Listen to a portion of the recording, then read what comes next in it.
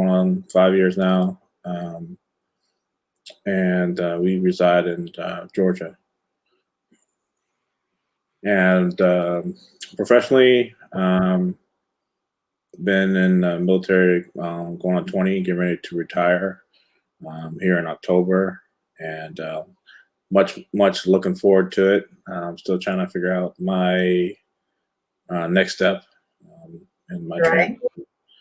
And spiritually, been a Christian for over 20 plus years. Grew up in the church, and still, since I've been married, it's been really been exploring it more as far as being a man of the household, and being a leader in Christ for my family and for my spouse. All right. Well, thank you so much. And there you have it. You guys know a little bit about who David is personally, professionally, and spiritually.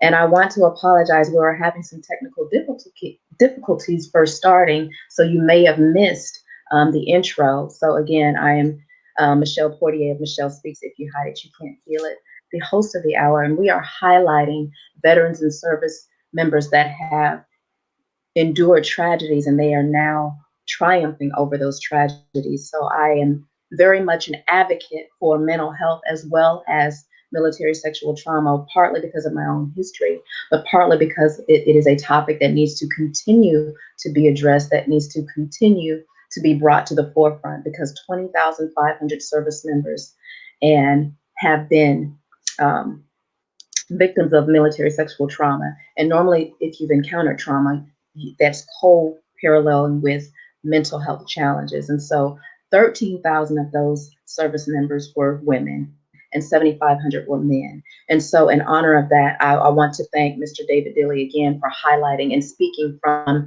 a male perspective of how it not only, caused mental health challenges, but also how it has impacted him overall as a man. And so with that, we're going to segue right into it. So how has that impacted you, your experiences comorbidly with the mental health challenges and the assaults that you experienced during your military service? I come from a history of abuse as a child, physically, emotional, and sexually. It's been a struggle. You go through most of your life. It's one of the things you kind of get used to it. 'Cause if you've been hurt for so long, getting used to it is kind of a way of surviving. Because all you really know is pain, and you really don't know any different. And so it's kind of like that dog that's been beat its whole life, and it's finally able to escape its abusers. Mhm. And it's trying to find a life on its own. And let's say somebody comes and rescues the dog is still on defensive phase, because that's all he knows. Is every hand that's basically took care of him or been there for him has come at a price. And just trying to reprogram yourself and identify things that are struggles for you, and learn how to counteract those and change things that you didn't know at first were issues. Right. There's a lot of things when I was going through this process, I didn't even know there were problems.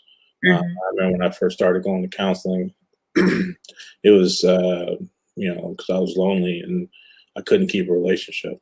I was always think I was a good guy and attractive guy, and it's like, oh, why nobody wants to be with me. And that's kind of how it first started. Then next thing you know, 10 years later, all these other stuff starting to come out and stuff like that. It's crazy. So basically what you're saying is that your experience with trauma started well before your military service. Yes. Okay.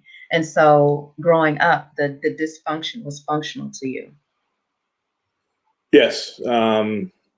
It was crazy. Like whenever I actually first became an adult, I kind of more gravitated towards abusive relationships. I didn't realize they were abusive at the times, Right. but now that I've met my wife, and we've been together for so long. Right. Um, once she actually taught me what love was, and just being in those other relationships, you realize that those were, you think they were love, but they were just.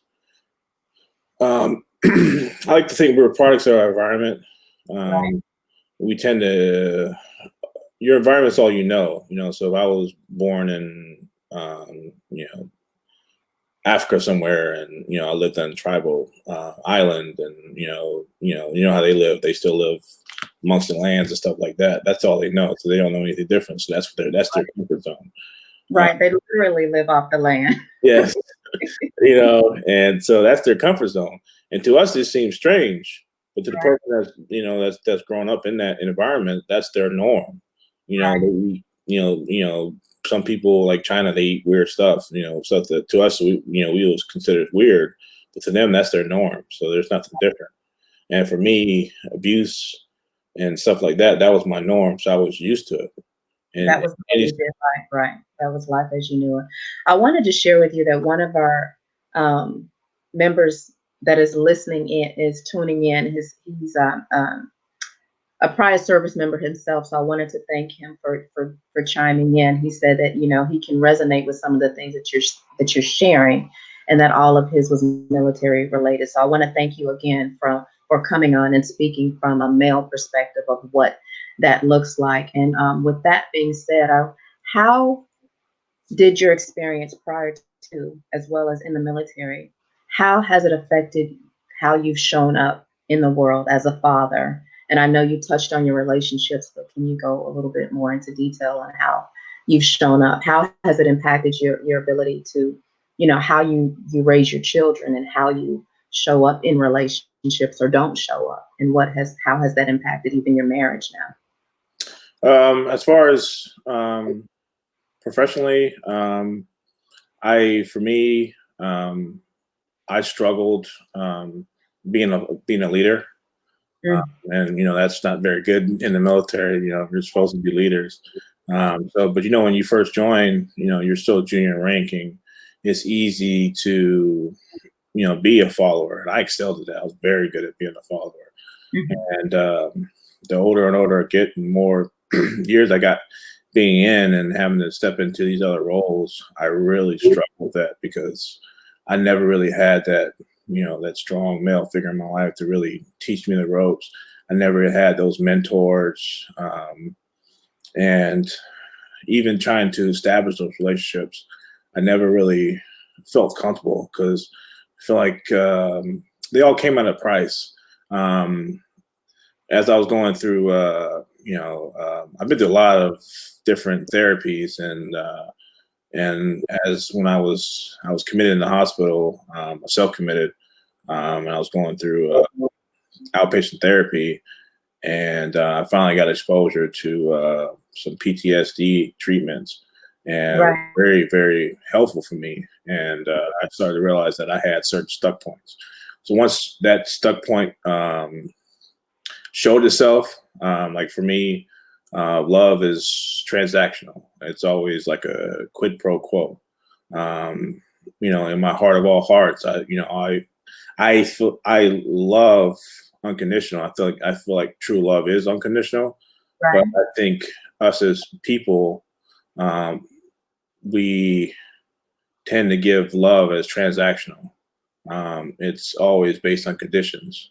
This is something that me and my wife had talked ad nauseum about. Um, but like you do, if I do something, you in turn do something for me. Versus, to me, like the purest love that you ever see is a love for a child. Right. These children are born and we know nothing about them, but yet again, we still dedicate our whole lives to these children. And, we're willing to give everything that we have to raise and do these children. And they may be bad, and they may do certain things to irk us and make us mad. But yet again, that love never stops. And to me, that's always been the pure definition of love. But with relationships, a lot of times we don't express the same love the same way. It's totally different. Do And you, for me, that was always a big problem for me, because all the relationships that I've had, even like trying to just not necessarily love relationships, just relationships with other people, I always felt like there was conditions. They wanted something from me. They was with me because they wanted something from me, not necessarily they were there for me. They really.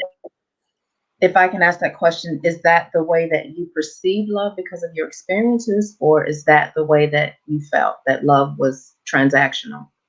I've always felt that way for a very long time, and it was a huge, huge struggle for me. As a child, being abused, you wanted, because the first people you ever love are your parents, Right. and if those relationships are tainted, that will dictate the rest of your relationships or the rest of your life. I mean, just think of how many people that that have um, issues as an adult because they had an absent parent, or they had a rocky relationship with one of their parents. Maybe their father was missing their whole lives, and now that they're adults, they have men issues, or stuff like that. It's if the first, like I said, the first people you ever love. That's why I always tell dads with daughters, like, you got to date your kids. Right. You need to teach them how to be in relationships. Because if you don't, they're going to be, they're going to have issues for the rest of their lives, based on your relationship with your kids. So, do you think your experience has helped you to become a better father to your children, or has it impacted because of the challenges you have, like with mental health? I know you mentioned finally going to get therapy for the PTSD and things like that. Has that impacted how you father them, or I know it's kind of a double-edged sword for me, Mhm. and I always feel like, I'm a mess myself, so like I'm gonna mess my kids up, me being a mess myself. And one of my complexes, or one of my stuck points is, um, I'll never be a great dad. And that's still to this day is still a big issue for me, and it's a constant struggle. And a lot of times, just the fear of that can get you stuck. Just trying to, like, I don't want my kids to go through the things that I've gone through. right? And a lot of times So, that that fear can be so crippling, that you just tend to do things that you wouldn't necessarily do, or you subconsciously do things. right. Do you think that makes you more protective? I mean, I know I found that to be the case with my daughter growing up, as she was growing up. Because of my experiences both in the military, I found myself to be very, very overprotective and probably kind of smothering. I know one of the things that used to bother me, and I think it still kind of does, that I had to be a father. I had to be a father because I have to, not because I necessarily want to. Um, Mm, and in a sense, I do want to, and want is a big thing, but it's the fact that my stuff was so bad that I have a overabundance of have. Like, I had to do these things, you grow up broke, and so all right, I have to save money. I have to do, 'cause like I said, you're part of the environment. You live a certain way, based on 'cause you don't want those things to happen again, or you don't want mhm. your kids to experience things. And for me, it's like I want to create some kind of wealth or inheritance for my kids, just to have, so they can have something, and just not basically be in the same boat that I was, or that I am. Mm. Well, I just want to put this caveat in there. David, I've known you for a few years now through, your wife, Sandra, who's also a veteran. And I have to say that, I've seen you interact with your kids, and I think you're doing a phenomenal job. And one of the things I think is the most challenging for us, especially if we've encountered, trauma and we don't want that to happen to our kids, is that we can be very critical of ourselves. And so I just wanted to speak that to you that, in spite of all the things that the challenges you've had, um, you're doing a great job as a father, you and Sandra as a whole. But speaking to you directly as a man. I just wanted to say that to you. So I wanted to touch on how that the obstacles that you've encountered, trying to help minimize the negative effects of what you experienced in the military and prior to. What obstacles did you counter from the military standpoint? Because I know those that whether you report or you don't report, there are challenges that you encounter. Um, if you choose to report, the assault, or if you choose not to, but even in choosing to get the help, like you went and sought care, therapies. How did that impact you professionally in the military? Did you get support from your command, or did they make it more challenging, and how did you navigate that? Honestly, I feel like me being in the military, if I was a certain way when I first joined, and me being in, I feel like it made it worse. It was cool when I first joined. I had some very good assignments, had some very good people that I've met, and I've always seemed to, even though I really didn't have any direction, God was always ordering my steps, and He always pointed me in the right direction to really um, be around the people that I needed to be around at certain times. Even in my darkest of darkest moments, there was always that, that lighthouse, that light kind of, switching around, leading me in the way. Oh, all right, let's land that way, so I need to go this way, throughout 20 years.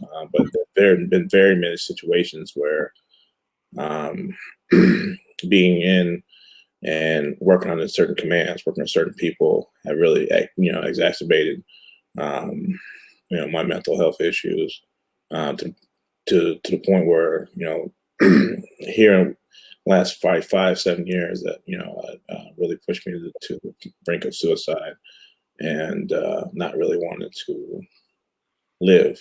And it wasn't so Right. much so um, that I wanted to like kill myself. I just wanted the pain to stop.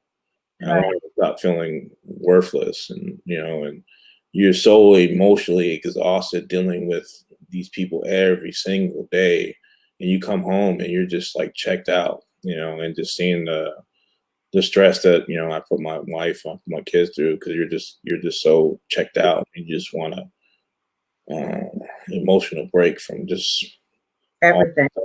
and it's like, and you're there. I spend more time at my job than I do with my family. And it's just, and when those relationships are tainted, it's just, you just I don't know. I still want to drive on oncoming traffic for like a year and a half. Like, I just going to work every day was just like such a pain. And And so are you in a better place now? And what was the paradigm shift? the paradigm shift was when nothing really seemed to be working, and I there was an option to go to this outpatient care here local here in Georgia, and Mhm. everybody that I know told me not to do it. What about your career? What about this? What about that? And I was like, at the end of the day, it's just stuff. If I got a Category 5 hurricane coming towards my house, I'm Mhm. sitting here worrying about my house, my possessions, and all these other things, and not worried about my life. So I lose my life. That stuff just goes away. Mhm. So at the end of the day, like, if I'm not here to enjoy those things, it's just stuff. So for me, I think one of the most underrated things is peace of mind. I think a Okay. lot of people don't really put much emphasis on peace of mind. I was really willing to do all these things just to have peace of mind. And so I ended up checking myself into outpatient care, and just getting a break from the the day-to-day stuff, and sitting in counseling all day. um, it really helped me a lot. I don't want to say necessarily the counseling piece of it. It was more of I think that's where God needed me to be at the time, and just being around other people, because more there's a lot of other situations in there. It was like way worse than mine. Right. So And it gave you a um, different you perspective know but on I what think that's where I needed to be, and that's where I was able to get some of the counseling that was very, very helpful to me at the time. And it really just being there really put me in a different headspace. Um, right. And so what was, when you made that decision to check yourself into care, what was the response from your command? Were they supportive, externally supportive, but were there issues within the command? Or were they supportive Um, for the most process? part, for the most part, they seemed supportive. While I was there, it was supportive. Um, I don't know, but I'm a big thing. Actions speak louder than words. Mhm. While I was in care, they had this and this and that. They were good, but when I got out, it felt like there was reparations for being in there. My my career really took a hit as far as bad evals and just opportunities to really try to excel. And for Right, me, it's like, if you're there for me, be there for me. Don't continue to put me in a worse place or a darker place, based on things that you're doing. Because this is my livelihood, and you're essentially taking that from me. And you're right, forced into a position that I have to do other things based on the actions that you're doing. You're not really helping me out. And when I got out, I remember meeting. I was like, all right, let me meet with my commander, and let me meet with my boss, and really hammer out, all right, this is how I got here, and this is what I need to succeed, and really try to figure out what they need from me, um, to going forward. And I felt like it was a really good talk at the time, mhm, but after like 2 or 3 months down the road, it was like much the same, like nothing had changed. right, And and it got to the point, it's like, I can't do this anymore. You know, mhm. it was like peace of mind was more important than a 9 to 5 that putting money on the food on the table. And so I really wanted to highlight that, because that is an ongoing challenge, even now, whether people report or not, whether they decide to go make the decision to go and get help because they're fearful of reprimands, they're fearful of reprisal, they're fearful of, their careers being destroyed. Um, that's why 64%, I believe, of service members don't report and they don't go and get the help, whether it be mental health related or whether it be reporting, the service member that violated them. They do not do that because they fear, it harming their military service. And so I just really wanted to highlight that. But I'm glad that you touched on the point that it's just things and stuff, because our peace of mind, is overall, without peace of mind and without our health, we're no good to anyone anyway. And so, um, what are some of the challenges that you run into on a daily basis? I know you mentioned earlier about stuck points. What has changed now in how you deal with those stuck points and how they show up? Is it a portion of the therapy that you're receiving, or the support that you have, the support system that you have with your wife and other members that are in your circle of support, or what has been the shift?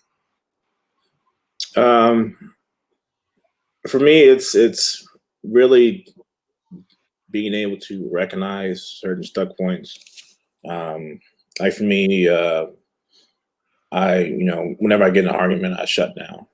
You know, in a situation where you're like yelling at me and certain whatnot, I'll just completely shut down and try to get out of that situation the best I can. Mhm. So for a long time, I would never really defend myself, or I was like, all right, whatever, that's what you think, that's what you think, and I really just take the defeated approach, just to be done with that situation, and knowing that I do that, and knowing when to step up and, hey, all right, you're getting ready to shut down. You need to, work around that. Right, Or, other, stuck points, knowing that, recognize it initially and learn how to, basically counteract it. One thing that's really worked for me is doing the opposite. So if my stuck point, if the situation rears its head, my stuck point is to do this, I'll do the exact opposite. A lot of time that's really had a lot of success for me. mhm. And so, what has been, can you name some of your stuck points that might help other service members or veterans that may be encountering the same thing? It says some of my other stuck points, or some of my stuck points. Right, right. Um, That's some veterans or service members may not even realize that it's a stuck thing. So can you kind of expound on what some of those are and then how you dealt with them? like for one thing that like communication. I think it's 96 or 98% of communication is perception. So a lot of times, it's that someone offers you a piece of gum, and that person said, "What are you trying to say? My breath stinks." But you could be offering them a piece of gum just trying to be nice. Right. That's that perception. So, and I've been guilty of that very thing. So a lot of times, and we don't realize that we do that. Because I remember watching this. They showed this video when I was in counseling, and they had these people playing basketball. These two groups of playing basketball, and they were passing. It was like 4 people in each group, and they were passing the ball back and forth to each other. But they only passed to the same color shirts. So some had black shirts and some had white shirts. So the black shirts would pass to each other, the white shirts passed to each other. And they were like, "All right, count the times, how many times you see the ball pass."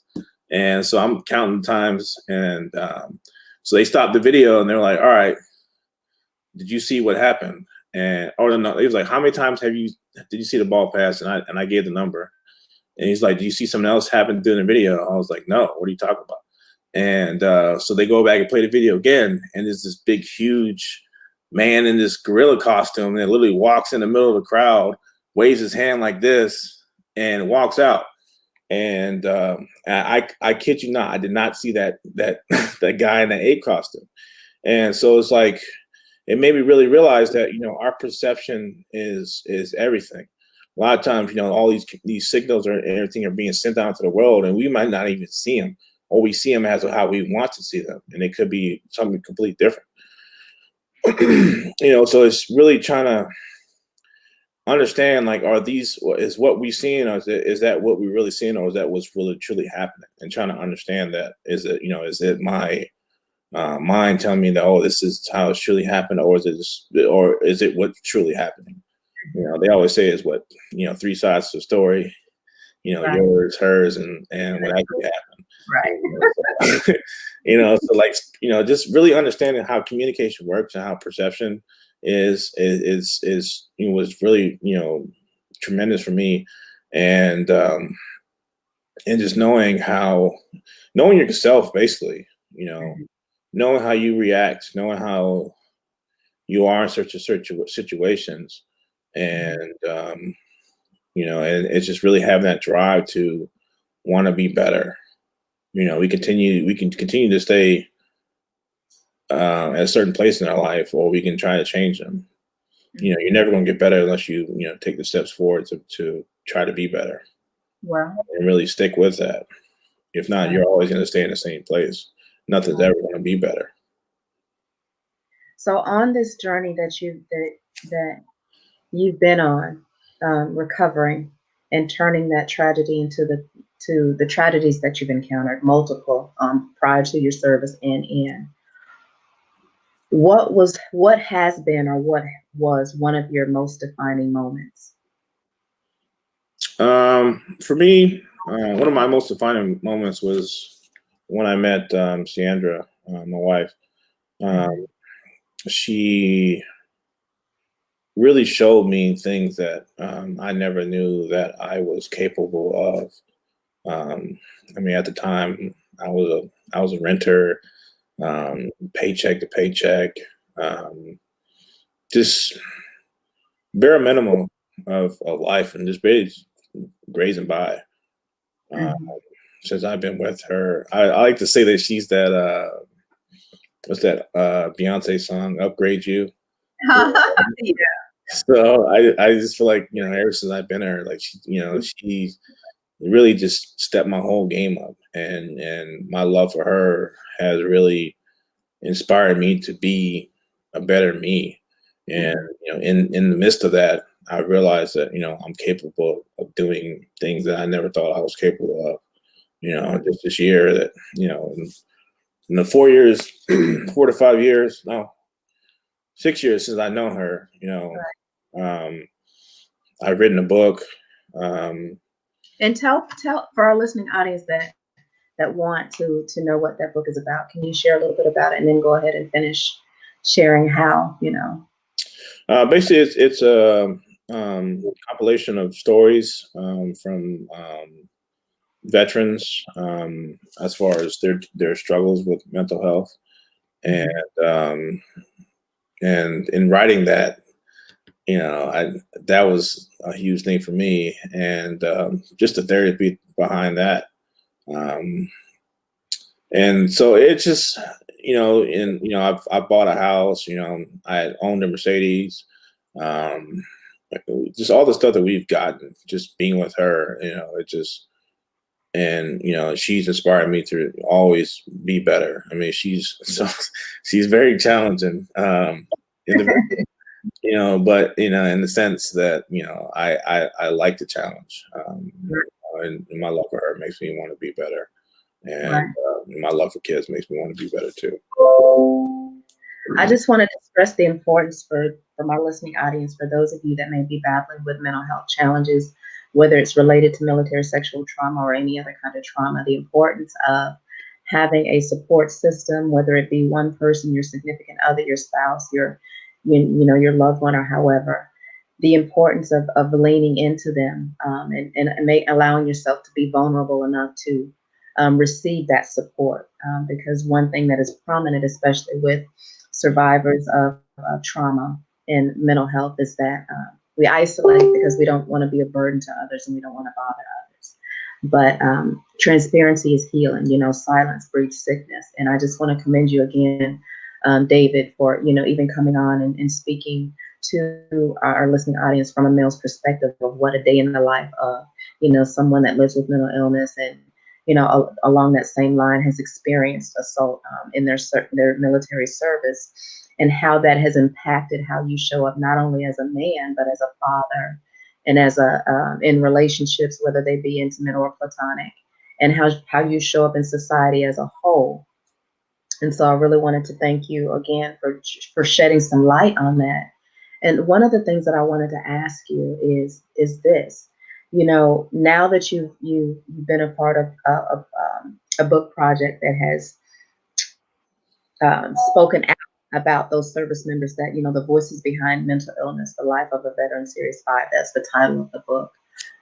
What is the next thing for you on your quest to help diminish the stigma with mental illness, but also for service members that are active duty now that may be encountering challenges with mental health because they've been assaulted and they may not have the support of their command? What kind of insight can you speak to that person now that may be listening in? Can you provide? My biggest thing is continue to share my story, share my testimony with others. Think that it's, I can't, nobody know nothing about me because they're gonna judge me, this and that. And for the longest time I used to feel that way. But at the end of the day, if people look down upon you, they're not for you. Um, you know, you know, and being transparent, there's strength in that. And then I found that the more that I share my story, more that I talk. I mean, there's a situation where we were visiting a church, trying to find a church home, and it was my first time being in that building. And the minister, the pastor that was speaking, I swear, like that message, that sermon was just for me at the time. And like the whole time I was there, I was like, all right, you need to go give your testimony. And I remember texting my wife while I was in there. I was like, I feel like I need to go up there and speak. And she's like, "What are you talking about?" And I was like, I gotta go up there. So I literally jumped to the front of the chapel, and I just stood there right in front of the pastor. And he's still in the midst of his sermon, and I just stood there until somebody came and greeted me, and they were like, "Hey, is something going on or whatever?" And I was like, "I need to give my testimony." And he's like, well, the sermon, they're still in the midst of the sermon. We need to, we need to, run it by him first. And they were able to pull him aside, and he actually let me speak. And it was only like 3 or 4 minutes talk, but and it was very powerful in the sense, and I basically just, shared what I didn't know what I was going to say at the time. I just shared what was on, or whatever was on my heart. And I, no kidding, after the church had ended, somebody had pulled me to the side. He could be no older than 15 or 16 years old, and he gave me like the longest hug. Had to be like a 2 3 minute hug, and he just kept saying thank you, thank you, thank you, thank you, thank you for sharing what you're sharing. You just don't know how it helped me. And I knew wholeheartedly that I saved that kid's life, based on some of the stuff that I said. And just in that moment of that, I felt amazing. Just knowing that, something that I've gone through can bless somebody else. That's the whole reason I wrote the book. That's the whole reason I'm doing this interview. That's the whole reason I've done other things. And I'm not. It just. I'm not going to let my situation hinder me. And if there's a voice, or there's a voice that I have that, and there's an ear that's willing to listen, I'm willing to share it. Right. I just wanted to say that something that you said that really struck me, because, as women, when we encounter things, we talk about it. We may hide some things. We may not be as vocal about some things, but it's expected that women are going to share. But for you as a man, speaking on behalf of all men, it's not all men, but speaking from a male perspective, you said the strength is in the transparency, and that coming from a man, that gives other men the strength as well, and the courage to, step up and begin to speak out. And that is the only way that we're going to begin to sustain the change that we are advocating for, is for more men to step up and be vocal and not be ashamed and not be embarrassed or not be, feel like that they are less of a man because, they're speaking out. And so I just want to commend you again and thank you so much for being so transparent, because, for all you may be saving some man's life today. And so I want to thank you so much for that. And so, what has been the secret or the key to your success, and your stability, as far as being able to navigate and master the challenges you have with the mental health? And even because you're still active duty, so you're still serving within the command. I'm not sure if it's the command that that you were at with when you voluntarily admitted yourself in to take care of your mental health. But what has been, or what is the secret to your success in remaining stable in your recovery process? I heard a very interesting thing when I was in counseling. It was more so for the folks that were alcoholics. They said that, once you're alcoholic, you're always an alcoholic. And what they mean is, like, not necessarily that, you'll not be able to have sobriety, but it's a sense that, if you actually go back and and take one more drink, you'll basically fall back into the same pitfalls that got you into the place that you are. They always used to classify it as, I have a allergic reaction to alcohol. That's one of the terms I had heard. Right. And, but, in the sense, which when I heard that, for me, is like, this is something that I used to always think it was like some kind of pill or like some kind of thing that will help me get past this. And I've realized that this is something that I will deal with the rest of my life. And so in the sense that I'm always will have this issue, but the biggest thing for me is, will this issue affect me?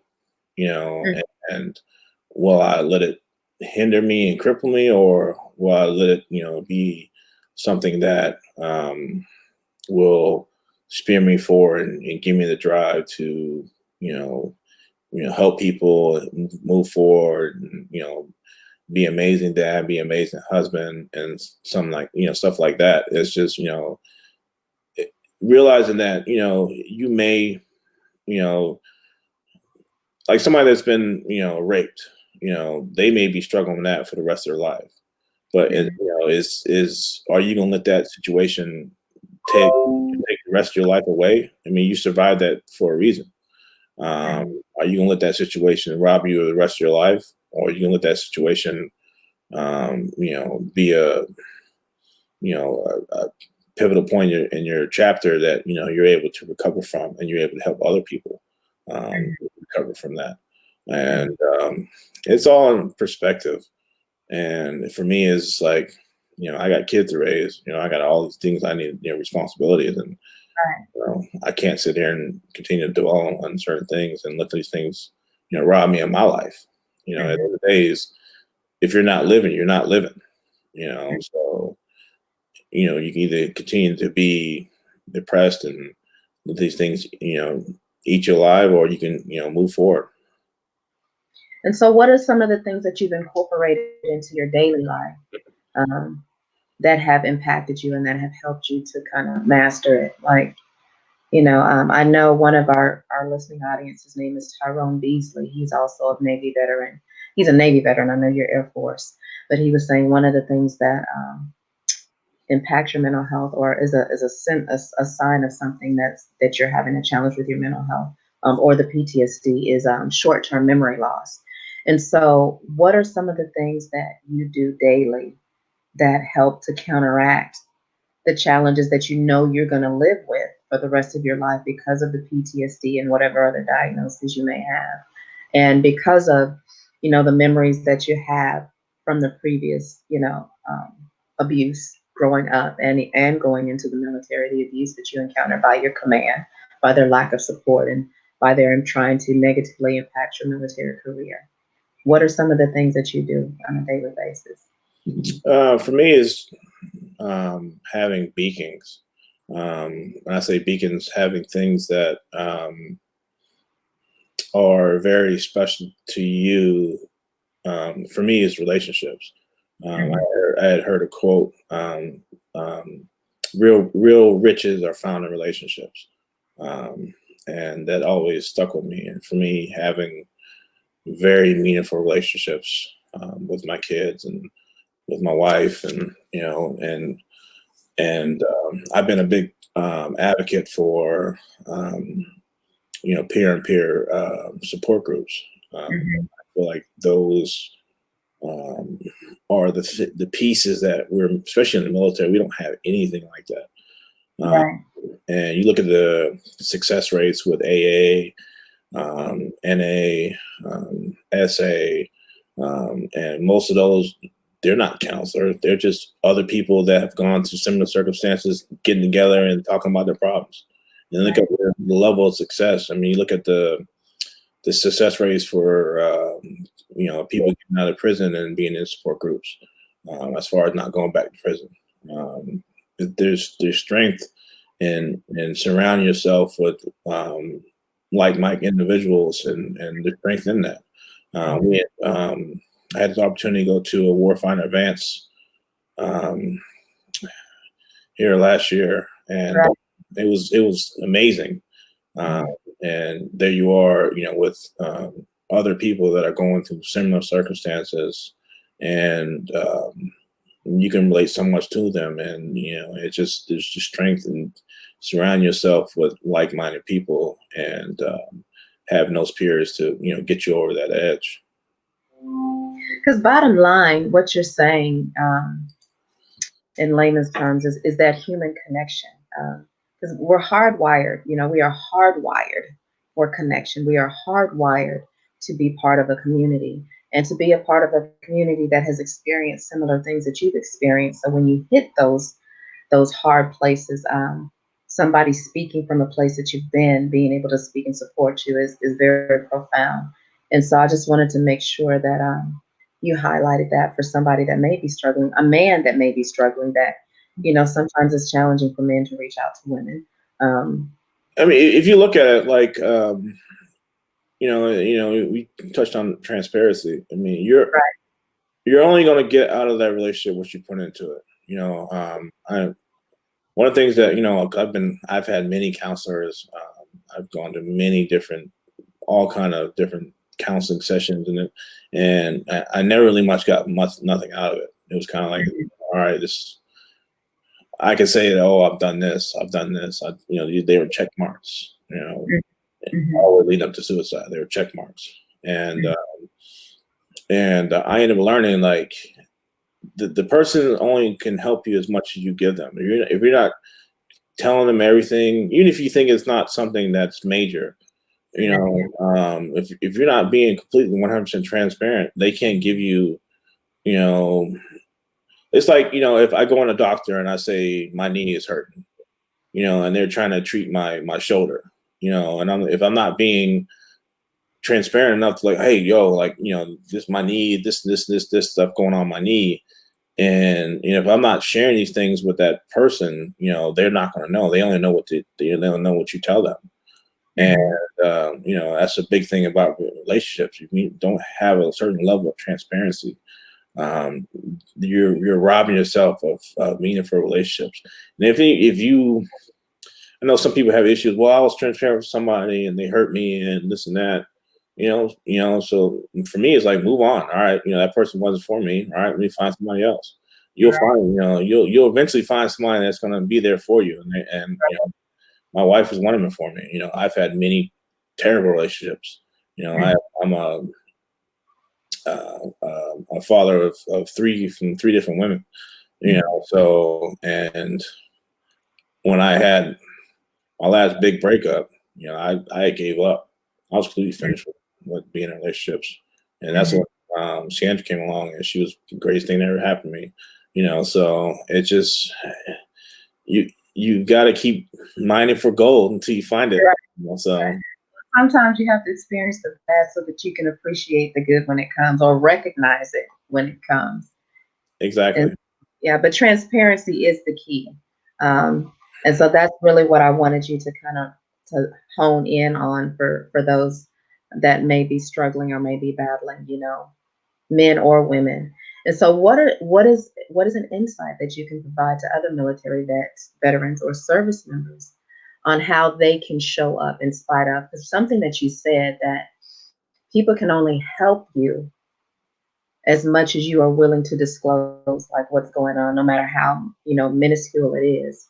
And so for somebody that is struggling right now, um, with just laying it all out on the table, what kind of insight can you share with them on how to push past that hump to show up in spite of?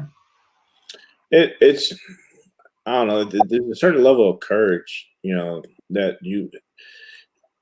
My thing is, you just gotta put all those cards on the table. I mean, you're gonna be in situations. I've been in numerous situations where I put my cards on the table, and I still got hurt. Um, Mhm. the situation is what it is, and I look at it like either I'm going to get better or I'm going to continue to get worse. And Mhm. what continue to get worse looks like, Mhm. and for me, it's like that's death. Um, so I don't want to die, so I want to continue to get better, and I can want to. So I want to continue to find people and put people in my corner that will help me get to this better way of life. And Right. and there's certain. I mean, you look at it like this. What does depression do? It isolates you. That's the piece. That's the piece where, um, with transparency in relationships. That's so you don't want to have that. You want to have the relationships. You Right. know, you kind of want to counteract all the negative thing what depression and mental health creates. You want to counteract those. Get away from those things those things that are necessarily your symptoms or cause and effect. Those are the ones keep you trapped, and you Mhm. want to basically do the opposite of that. And that doing the opposite, I've had tremendous success with that, doing the opposite. Right. And And and one thing that you said, you talked about when you were at the point that you were suicidal. And it isn't the fact that you really wanted to end your life. You just wanted to end the pain. You didn't want to experience any more of the pain. And so, for somebody that's considering, that may be watching, that may be considering, they're trying to make the decision, they're on the fence, what would you say to that individual that is contemplating in their life? Just keep trying. Don't give up. There's somebody out there for you. Um, Mhm. and really ask the question: have you really tried it all? Mhm.